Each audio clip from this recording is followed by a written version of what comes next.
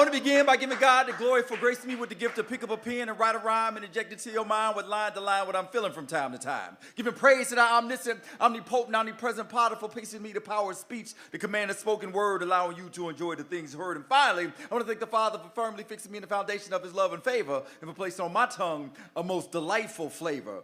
So, my name is Christopher Michael, Staff Sergeant, 12 years U.S. Army, medic, and this one is about my father. I was born a bastard shortly after my daddy was drafted, and it must have been a rough draft, spilling the blood of fellow man in foreign lands, fighting side by side with brothers who will never again hold family in hand. And he must have been some of the greatest soldiers that ever lived, because the politicians we elected erected a great stone tablet made of granite and forever etched their names in it. 58,177 of them spilled their blood in foreign lands, thousands of miles from home. And I grew up never knowing if my father was a poet or just some poem, because nobody ever helped me get to know him. So I had to imagine what it was like to be him in the only way that I know how. So imagine being a poet, forced to write a poem you don't even believe in, drafted to spit lines and spill ink for inconceivable reasons, then come home from foreign stages only to have the poetry you thought you were defending spit on your pages.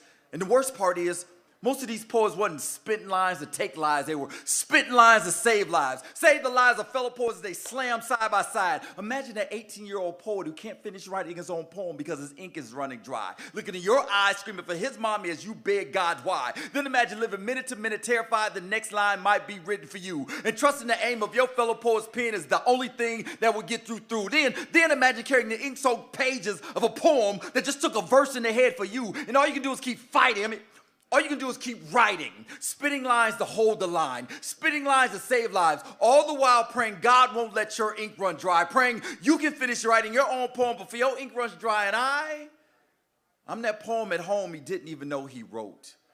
See, I grew up never knowing if my father was a poet or just some poem, because nobody ever helped me get to know him. So I imagine he must have been among some of those poets who managed to escape the reality of the brutality of poets killing poets. I can see him passing around the open mic and smoking like every breath made life all right.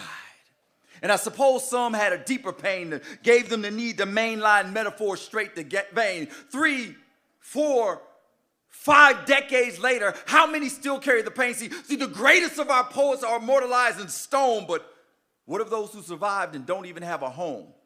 I once saw a poet on the corner opposite some kids selling rocks, and I know he was a poet because he had a haiku written on the side of a cardboard box.